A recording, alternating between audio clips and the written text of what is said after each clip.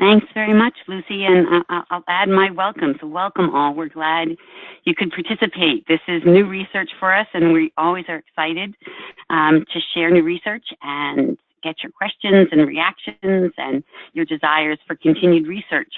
So for this, just many of you may already know this, but periodically we go out to the MRG community to ask what issues are emerging in your practice, in your work, that MRG can help attend to by gathering data and producing research and hopefully giving some insights that help in the work with all of our clients.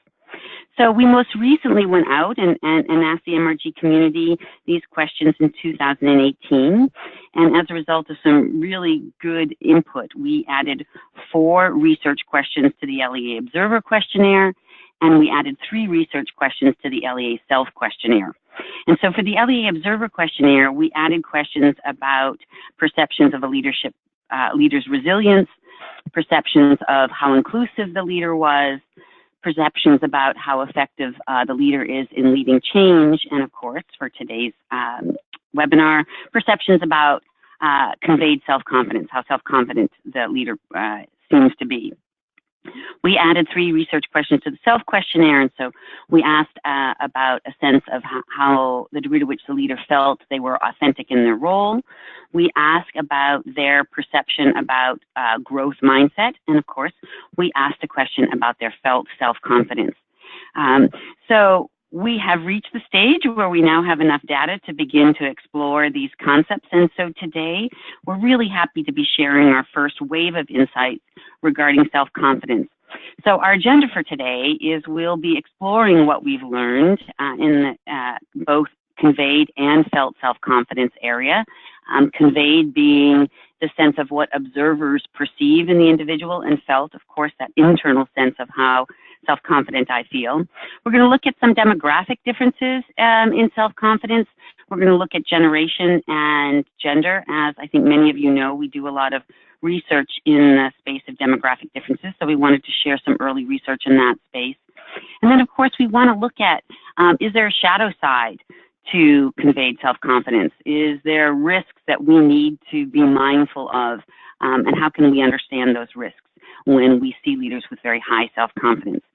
So Maria is going to take us away and jump us right into the definition of self-confidence and our research in that space.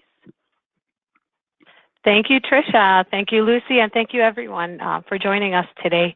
So I am going to start by talking a little bit about what we mean by self-confidence and why it's so important. So, so we can establish a little bit of common ground to talk about this. So when you look at the literature on self-confidence, it's defined as a measure of certainty about success, okay? And it can be specific, and that's really useful when you're working on familiar tasks and you're confident that you can succeed at them. It can be general, which is very useful for novel or new tasks. And what self-confidence does is it influences many different things, but it's especially good at influencing how long we persist on a task and how willing we are to try new tasks. This is not a simple phenomenon. This is something that grows out of lifelong experiences and has to do with not just the experiences that we have, but how we interpret those experiences throughout our lives. When we talk about self-confidence, we're going to make the distinction between something that we feel and something that we convey. Okay, so for the purposes of this presentation, we will call them felt self-confidence and conveyed self-confidence.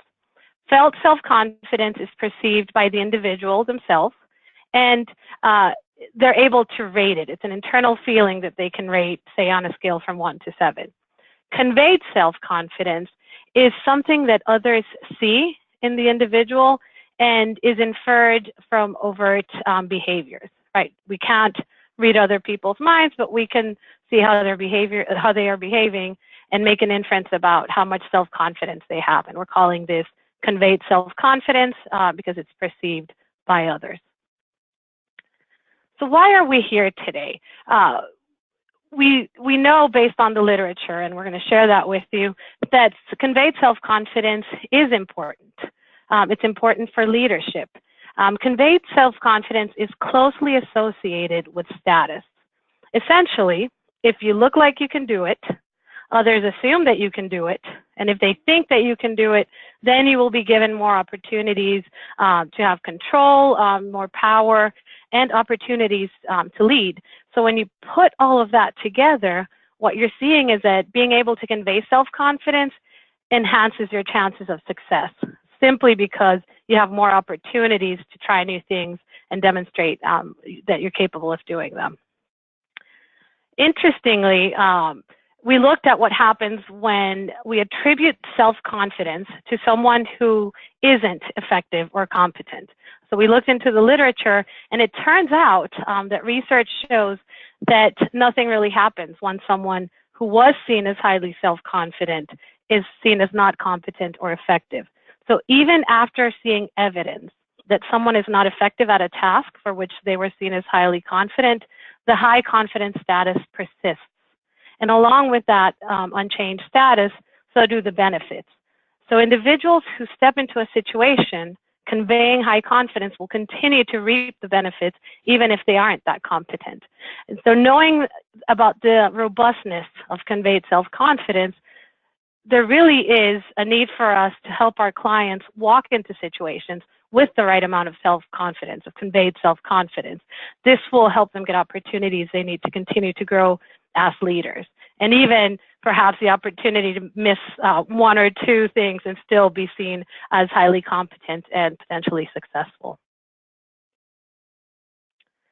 Of course, we have our own data, so we don't just rely on the literature. We wanted to look at what our own data had to say about the importance of self-confidence.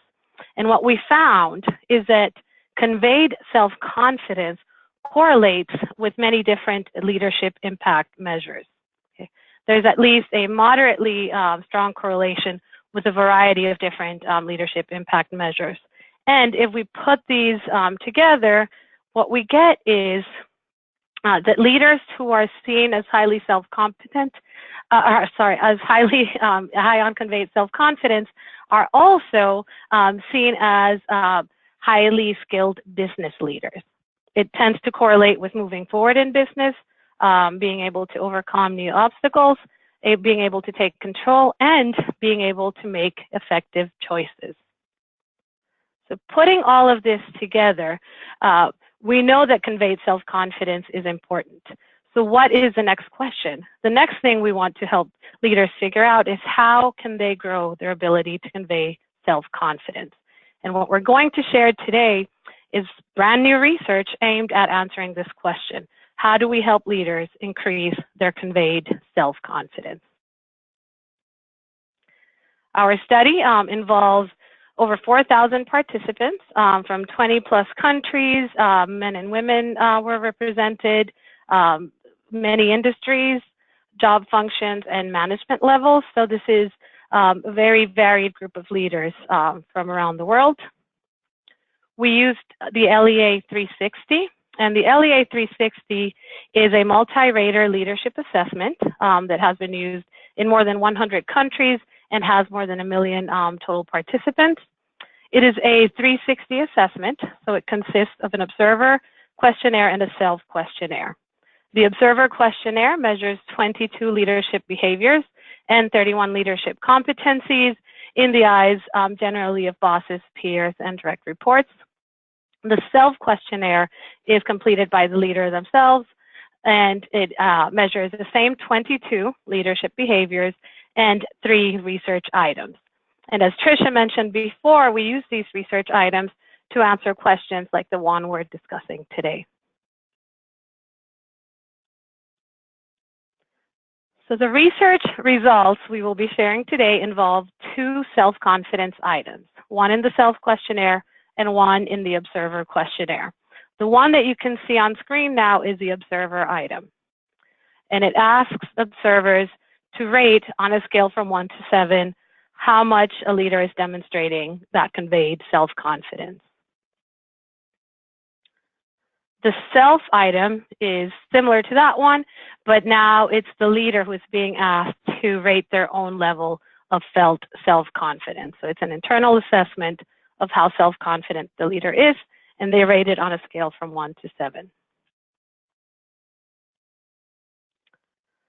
Okay, so in trying to explore the best way to increase a leader's conveyed self-confidence, we thought that the most direct path would be feeling self-confident would lead to conveying self-confidence.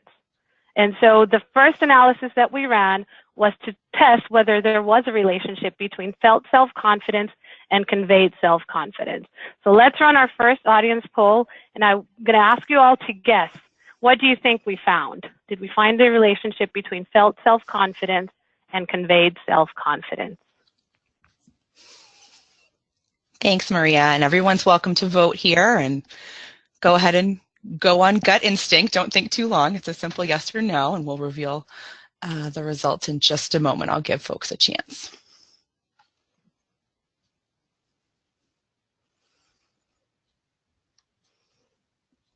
Just a couple more seconds. I definitely think we should come up with poll-taking music. I agree. All right, we've got a lot of folks logging in, so let's share those results. So 74% said yes, they believe there's a correlation, and 26% said no. Thank you, Lucy. So I would like to say that the correct answer is no, but you were not, we were thinking the same thing you were. We were sure we were going to find a connection between felt and conveyed self-confidence. We were really surprised to find this very small correlation between the two. And this is something that we'll continue to explore in other research, but it appears, at least for now, that there is little support for the idea that feeling self-confident would be a good strategy for increasing conveyed self-confidence. It's such an interesting finding. This is why the research is so important. Our intuition doesn't always get us to the correct answer. So we were really surprised by this last result, as I mentioned. So we did a little more digging into felt self-confidence. And what we did was we conducted a relative weights analysis. And this is similar to a traditional regression analysis where you enter predictors and outcome variables. And we wanted to see if there were specific behaviors associated with felt self-confidence. So what we did was we entered felt self-confidence as an outcome variable, and the 22 LEA behaviors as rated by the self were entered as predictors to determine, again, if there was a behavior pattern associated with felt self-confidence. Turns out there wasn't. There was no behavior pattern in the self questionnaire that was associated to higher levels of felt self-confidence. And so what we can conclude at this point is that whether felt self-confidence leads to particular behaviors or particular behaviors lead to feeling self-confident, the patterns appear to be unique to the individual. And this result really speaks to the importance of individual coaching when helping leaders feel self-confident. You really need to get at the root of what makes that leader feel self-confident. Okay, but let's get back to our original question. How do we help leaders convey self-confidence? We know that felt self-confidence is not the way, so what else can we look at? We decided to run a similar analysis. We conducted a relative weights analysis, but now conveyed self-confidence was the outcome variable, and the 22 LEA behaviors as perceived by observers were the predictors. Okay. And I'm going to start by telling you that we did find a relationship here. There is a pattern of behavior that appears to convey self-confidence. But I would like to ask everyone to guess again which of the behaviors listed below has the greatest impact on conveyed self-confidence. Is it being persuasive? Is it taking a strategic approach? Or is it seeking opportunities to take charge? And I'll hand it off to Lucy. Thanks, Maria. So you should see that poll up on your screens now. We're seeing the votes start to come in. I'll give folks just a few more seconds to weigh in on this before Maria reveals our results.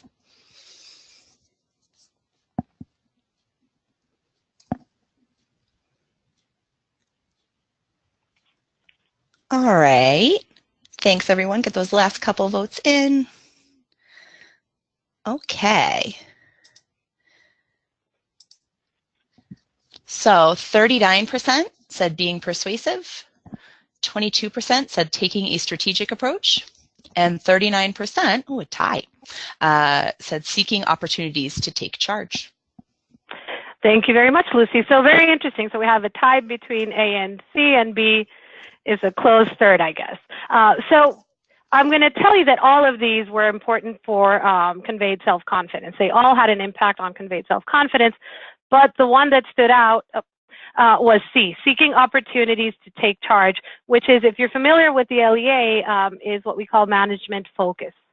So management focus was more than twice as important for conveying self-confidence as any other behavior set. So not that far off because they were all important. So here are the full set of results. On the left side, you can see all 22 LEA leadership behaviors.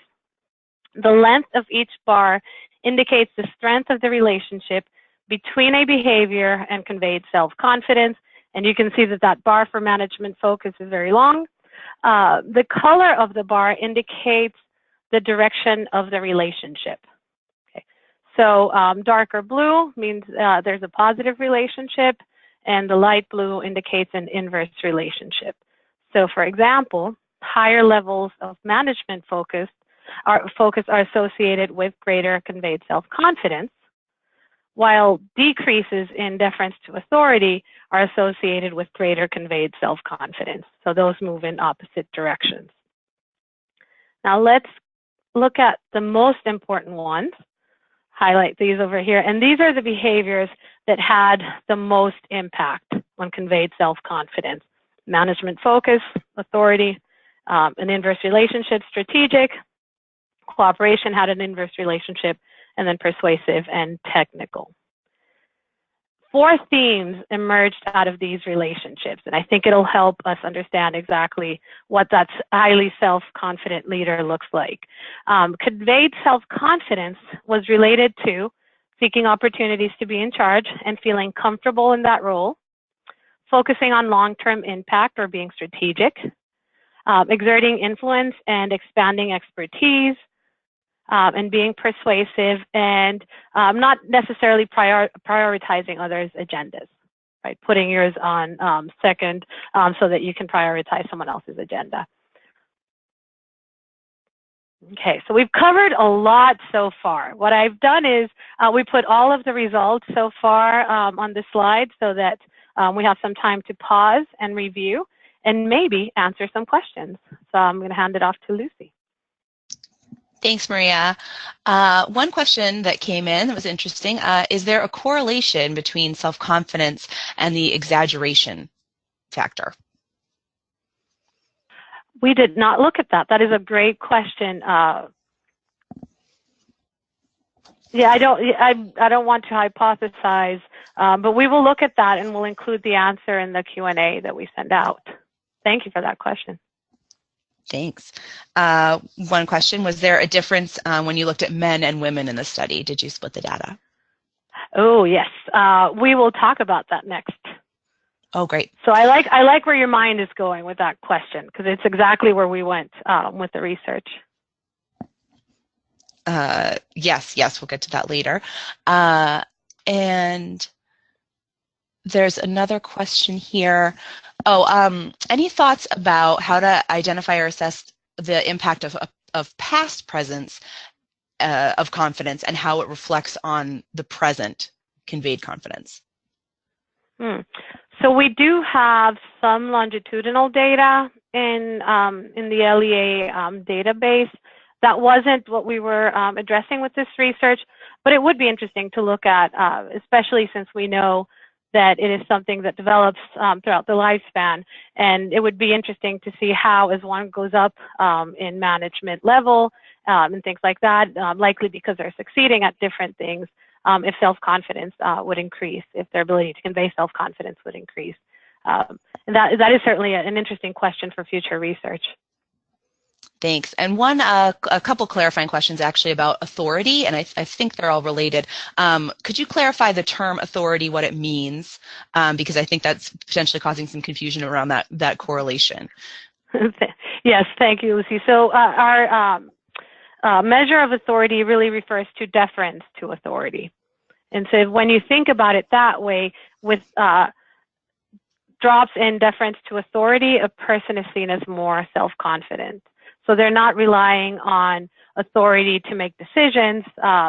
They're displaying a little bit less deference than the rest of the group. Got it. I think that will answer a couple of the questions that have come in. One person noted the negative impact of cooperation when we so often encourage collaboration at teamwork. Do you have any comment on that?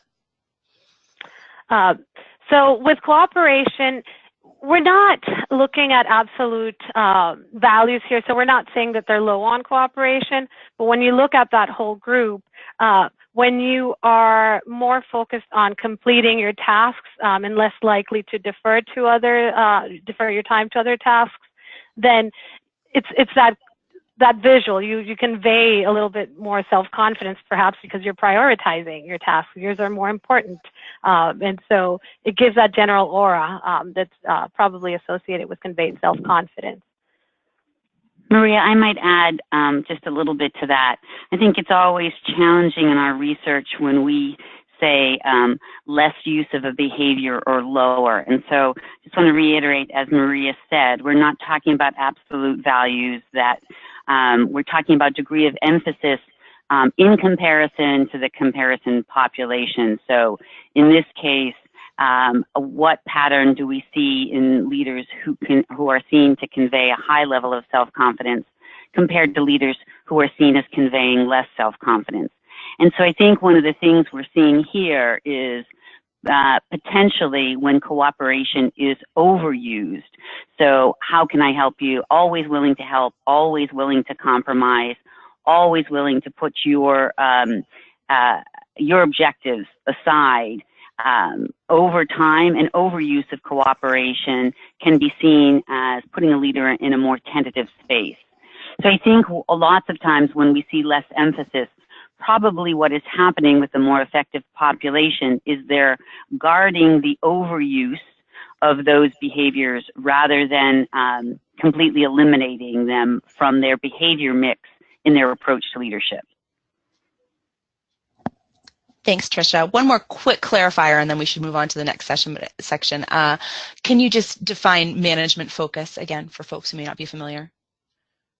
Tricia, do you want to jump in? And absolutely. So management focus is measuring the degree to which the leader is seen as being comfortable in the take charge role, the degree to which they're seen as being the one who takes initiative to make sure issues get resolved, problems get resolved, the degree to which they're really comfortable in asserting a level of power and a level of influence. So you can sort of see it as the person who's comfortably seated in the aspects of power associated with a managerial and or leadership role. Thanks, Tricia. A lot of great questions came in. If we can't get to them within the hour, again, we'll make sure that you get an answer, and we'll answer a lot of them on our blog as well. But I will let us go on, but please continue to add those questions as they come up for you. Thanks, everyone. Okay. So one of the questions that we're frequently asked about is, are there generational differences? We also get asked about gender differences, and today is no exception. That was one of the questions in that Q&A session that we just had. And so, of course, we had to check. We have the data. Why not look at what they show? And so let's start by looking at generational differences.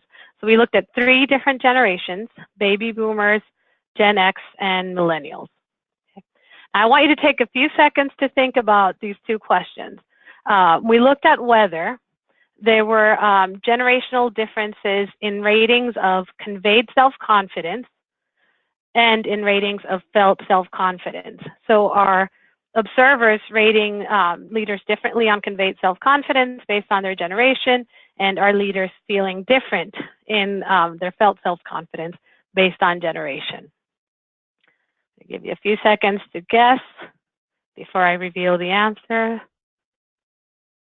Okay, and the answer is no. We found no differences in either conveyed nor felt self-confidence.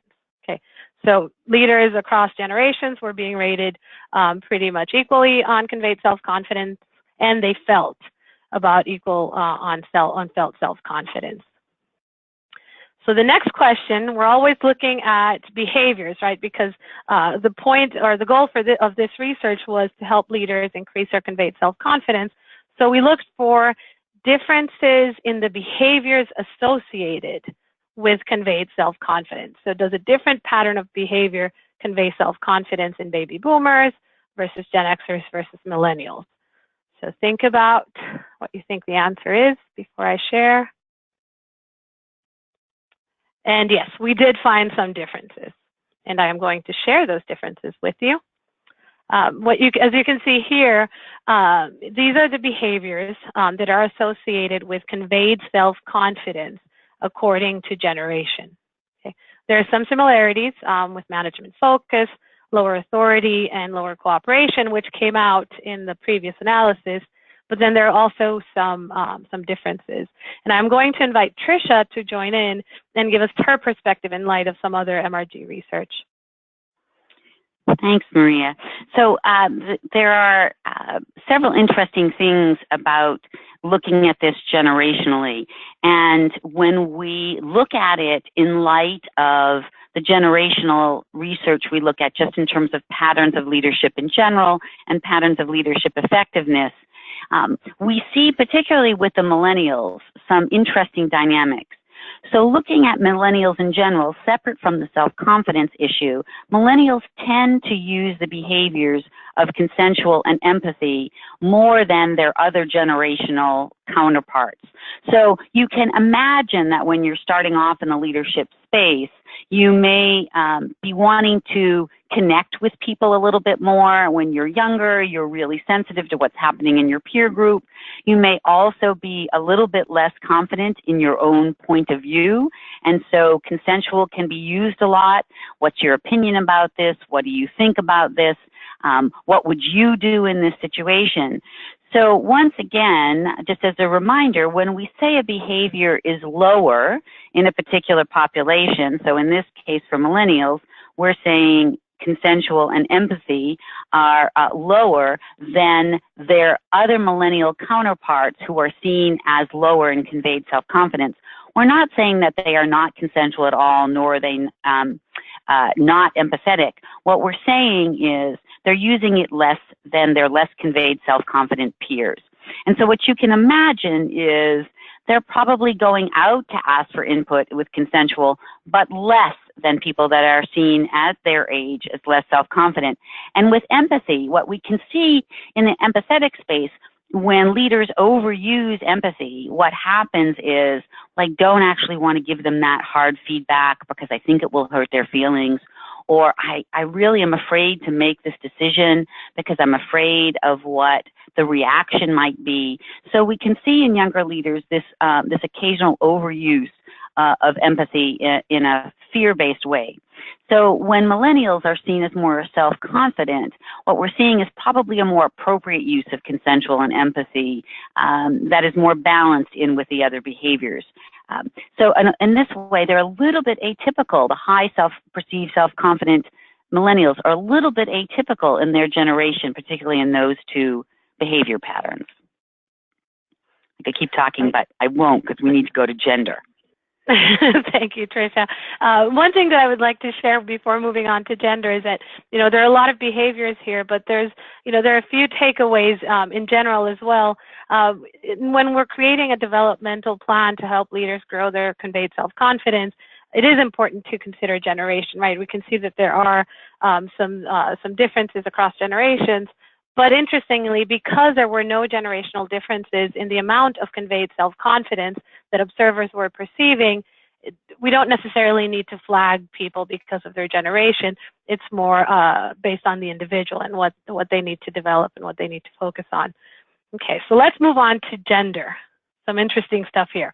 Okay, so let's start by looking at whether there are differences in ratings of conveyed self-confidence depending on gender. A few seconds to guess. And here we go. No difference between male and female leaders in terms of conveyed self-confidence. So when you look at the numbers, observers were giving them very similar scores on conveyed self-confidence. Now we turn to the next question, felt self-confidence. Is there evidence of gender differences in ratings of felt self-confidence? So do male and female leaders feel different in terms of felt self-confidence? And I'm going to reveal the answer right now. Yes, we did find a difference. And I'm going to let you guess which one it was.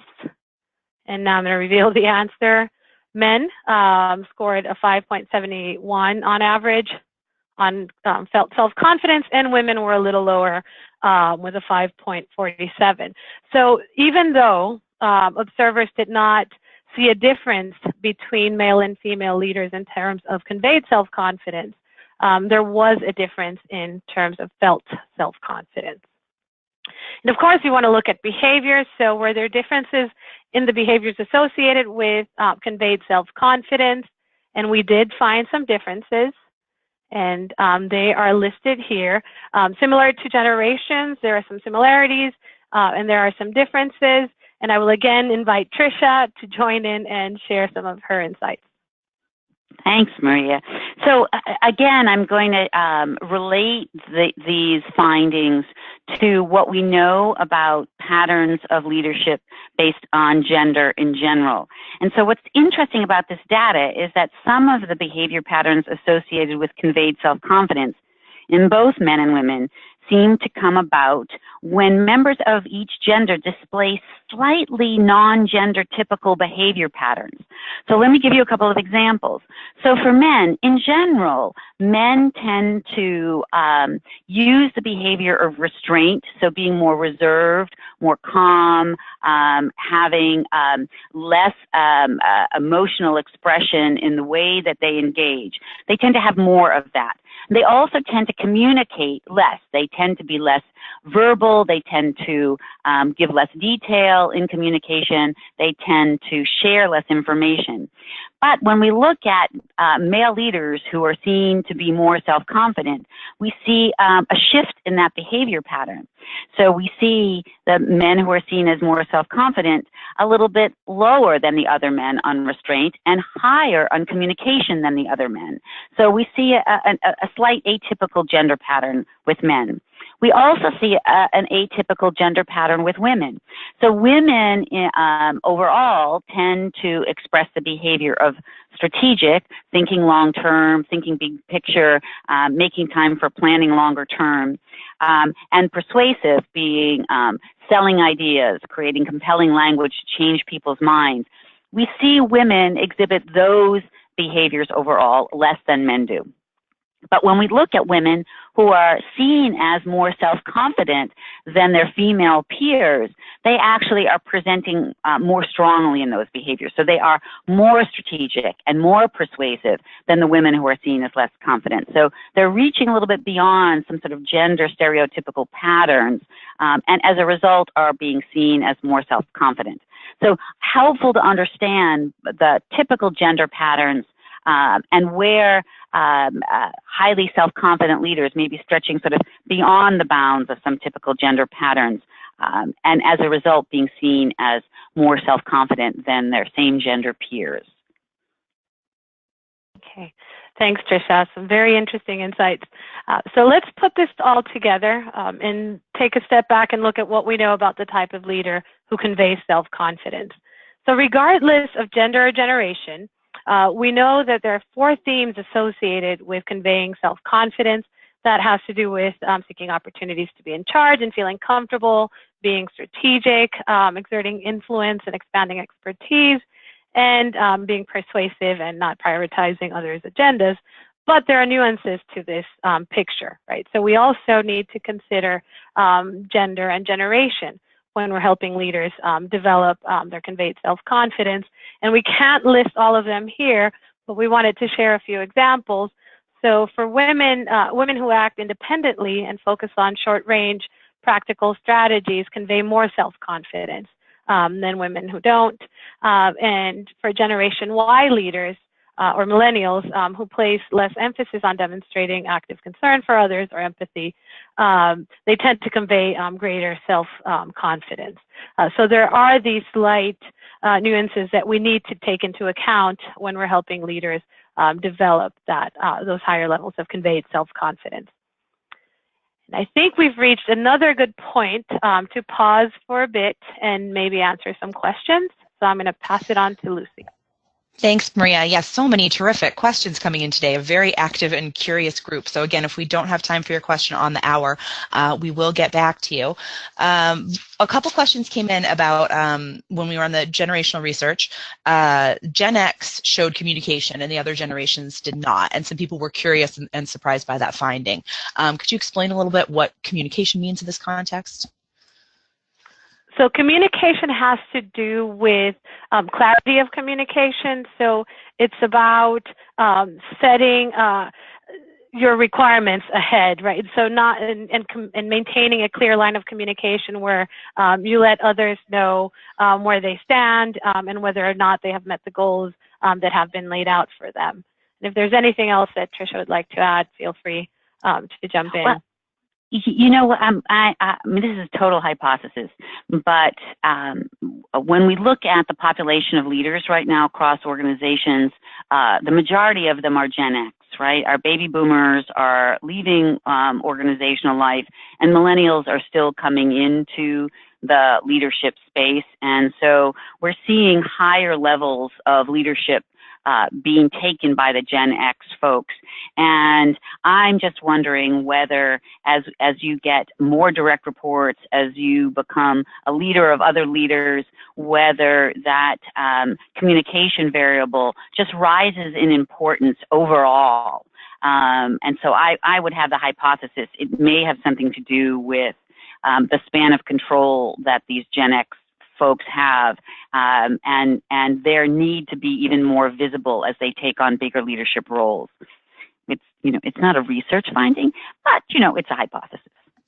But it's a great one, Tricia. I was going to suggest we can always look at this by looking at the management level as a demographic factor. So we have the data. It's a matter of testing it out and seeing what they show. Thanks. Again, so many terrific questions, and I wish we could do all of them right now because they're fascinating, but to keep us on time, I'll move us to the next section, and if we can get to some of those later in the hour, we will, and if not, you'll hear from us very soon. Great. Thanks. Thanks, Lucy. So, of course, we wanted to know, right, is there a shadow side to conveying a high level of self-confidence? You know, essentially, when does self-confidence become potentially arrogance, or at least an at-risk set of behaviors? So what we wanted to do was look at a couple of other competencies that we also measure in the LEA Observer questionnaire. And so our first exploration was, what happens when we look at a population of people who have a high degree of conveyed self-confidence, and we look at that population in terms of how much they're perceived as having a degree of willingness to listen. And so this is all the leaders in this particular part of the study were high conveyed self-confidence leaders. All of them were seen as very self-confident by their observers. The difference between these two populations is we looked at one group who were seen as having a high degree of willingness to listen, right? Willing to connect to others and make sure they're really gathering other people's points of view, versus people who got a low score on this willingness to listen. So the bottom third of willingness to listen. So we're looking at that and wanting to say, is there much of a difference between these two populations? And of course, we found, yes, a high degree of difference between these two folks. So you're looking at the LEA patterns of behavior between these two populations.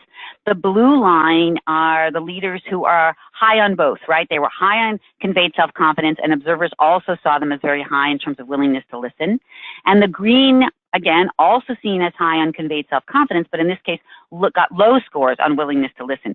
So we see lots of differences here. We see, if we look just at the folks who are in green, the low willingness to listen people, they're higher on self, so more independent in their way of thinking. They're lower on strategic, less long-term thinking. Lower on outgoing, less social, less friendly behavior. Lower on restraint, exhibiting less reserve in their emotional expression. Lower on communication, less verbal, less clear, less willing to share information. High on feedback, so very blunt and direct and letting people know where they stand. High on all of the achieving results, so sort of very power-oriented, and at the same time, very low on the team playing, low on those behaviors that connect you to other people.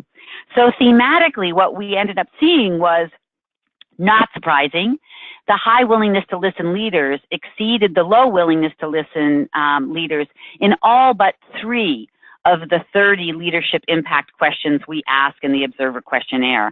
And the 3 that they weren't higher on were business aptitude, degree of financial understanding, and the extent to which they take initiative. But all the other impact questions, whether they were cognitive, results-oriented, or people-oriented, were all higher in the group that was both high on conveyed self-confidence and high willingness to listen. Overall, they are cognitively engaged, people-focused leaders. Whereas the low willingness to listen, you can see in the pattern that we saw there, they tend to be aggressive, very independent, more isolated in their approach to leadership, extremely blunt in giving feedback, but at the same time, not very good at the front end of communication. And they tend to be very self-oriented and very power-minded leaders. So what is interesting about this particular pattern of the low willingness to listen and high conveyed self-confidence, many of you may be familiar with our derailer research looking at leadership patterns that put leaders at risk for derailment. And there are 3 patterns that we found put leaders at risk for being for failing in the leadership space. And the number 1 pattern is this very aggressive, independent-minded. So not only are they not effective, but our derailer research would suggest that they're at risk for all-out failure in the leadership space. So we wanted to look at one other companion space with this self-confident group. So we picked looking at high ethical leadership. So while the willingness to listen says, how much space do you make for others, you very high self-confident leader, this one we wanted to say, how attentive are you to making wise, right decisions? And so what we did, again, all highly self-confident leaders as perceived by observers. One group was also seen as demonstrating ethical leadership, and the other group was seen as very low in demonstrating ethical leadership. Once again, we want to look at the differences between these 2 groups.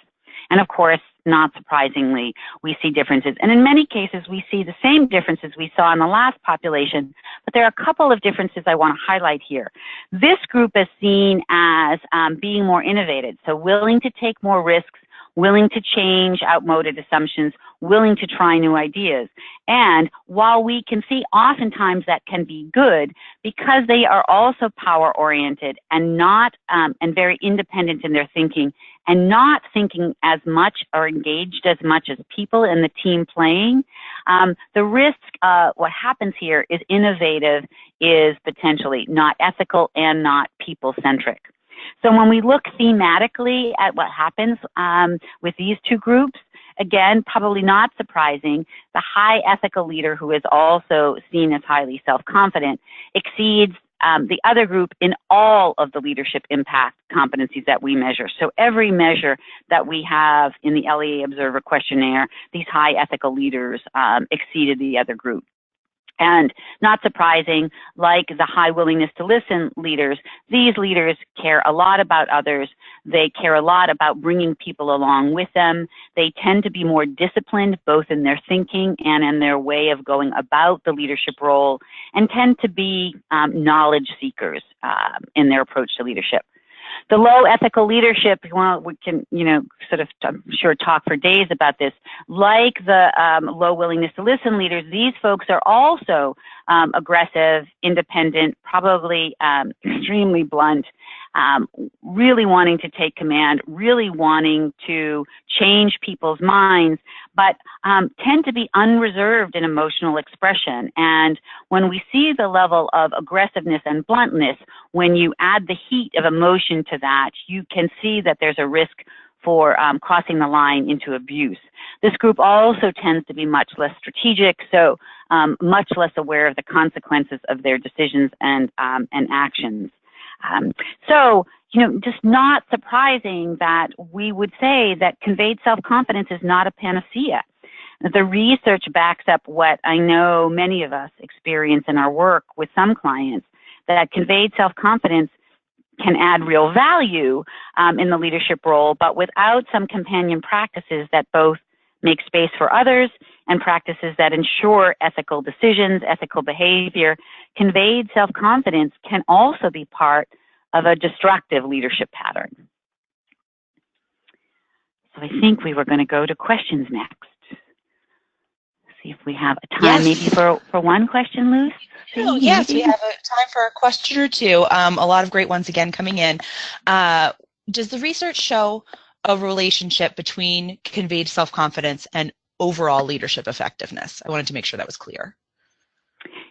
Yes, I think that in the initial research that Maria showed at the beginning, there are overall effectiveness as a leader manager. So many of you will recognize that as one of the leadership impact questions in the observer questionnaire. There is leaders who are seen as higher on conveyed self-confidence are also seen as higher on overall effectiveness as a leader manager. So there is a direct, they're also, by the way, probably not surprising, seen as higher, having more future potential. So those are two of our, for those of you who might not be familiar with the observer questionnaire, we ask many measures about micro effectiveness, but we ask these two overarching questions about effectiveness on future potential and overall effectiveness, and the leaders who are seen as conveying self-confidence are higher on both of those. Thanks. One more, I think we have time for one more. Going back to our generational research, the feedback score was high for boomers but lower for the others. Do you have any thoughts on how we coach younger leaders to be better managers? What a great question. That might be a 2-day seminar. But what it really is interesting, I think we see this reluctance to give feedback. It's a very frequent pattern. We can see two paths of ineffective feedback. One is the absence of the feedback, right? So we see that a lot with people who are have a lot of the team playing, they're empathetic, and it comes almost with a conflict aversion pattern associated with it. So they don't go in for the direct feedback because they shy away from what might be a difficult conversation. We also see the low feedback dynamic happen when people aren't taking time. So of course we know now leaders are feeling overwhelmed, stressed, overworked, and they're not stopping in order to have meaningful conversations. On the flip side, we see poor feedback patterns of people who are too aggressive. So low on communication, not letting people know at the front end what's expected, but letting them know on the back end that they didn't meet those unarticulated expectations. So using feedback almost as a weapon, as too aggressive. And I think there are two different paths there. The low feedback providers, we need to uncover whether it's a reluctance to have a more challenging conversation, that's the root, or just not making the time.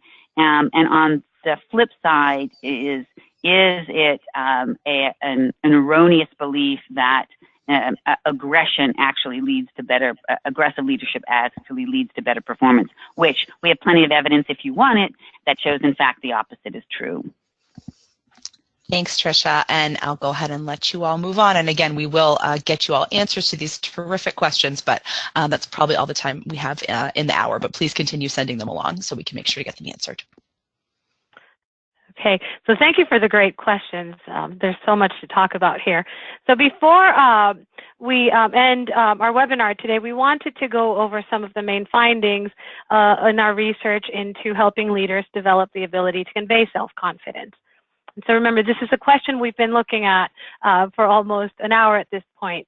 So how do we help leaders develop their conveyed self-confidence? And even though we know that it varies to some degree by demographics, there are 4 themes that seem to be related to conveyed self-confidence, certain behavior patterns that appear to have an impact on conveyed self-confidence, and we've talked about them several times throughout the presentation today. But as I just mentioned, there are differences based on demographics. And we looked at gender and we looked at generation. There are many other factors that likely play a part in this. And the more we learn about what actually impacts conveyed self-confidence, the better we'll be at helping leaders develop those higher levels of conveyed self-confidence. But in the context of gender, we saw that for women, for example, it is important to be seen as persuasive, strategic, technically savvy more so than it is for men. Whereas for men, it is more important to be seen as tactical, autonomous, and less consensual, cooperative, and restrained in order to convey those higher levels of conveyed self-confidence. The fact that we didn't find a relationship between felt and conveyed self-confidence really highlights the importance of 360 feedback. If the goal is to help leaders convey self-confidence, we need to understand how they are being seen by their peers, their bosses, their direct reports. And so it is important to take that 360 feedback into account and not just rely on self-scores or self-ratings. Finally, we talked a little bit about the shadow side of high conveyed self-confidence. Self-confidence by itself is not going to lead to effectiveness as a leader. Leaders who want to be as effective as possible also need to consider different skill sets that are going to help them use that conveyed self-confidence to put their best foot forward. Okay, so we have a lot of references and resources to share with you. Everyone who signed up for the webinar today and is attending right now, check your inbox. You will get a recording of the webinar. You will get a copy of the slide deck, questions and answers based on the questions that we've received today, and a research summary that will go into a lot more detail about the types of analyses that we ran in the studies that we shared today. Finally, we have a few upcoming events. We have 2 upcoming webinars. One is on compassionate leadership, and that's in May. And then we have a high potential development webinar in June. We have several certifications for the LEA 360, the IDI, and PD. And we will be presenting at several conferences. So if you attend these conferences, please find us. We're always happy to meet up and talk about our research and our assessments. Okay, so thank you very much for spending this time with us. We hope that you will stay in touch. Please expect to hear from us soon with those items that I mentioned earlier. And don't hesitate to contact us if you have any questions or would like more information about our research. Have a great day, everyone. Thanks, Maria. And one more thing, we also just announced this morning, if you're on the MRG email list, you may have seen this. We have the MRG Summit coming up in Portland, Maine, and we're so looking forward to gathering folks there. So that's hot off the press. It's brand new information. You'll start to see it on your social media and in your email, and you'll get lots more information about it. But if you have any questions about that, contact us anytime, clientservices@mrg.com. And the same thing if you're attending those conferences and want to arrange to meet up with us there, we'd love to see you. Reach out to us via email email as well. And you will get all these materials sent to you this week. We look forward to answering a lot of these terrific questions. Thank you so much for your participation. And thanks, Maria and Tricia. Thank you, everyone. Have a great day.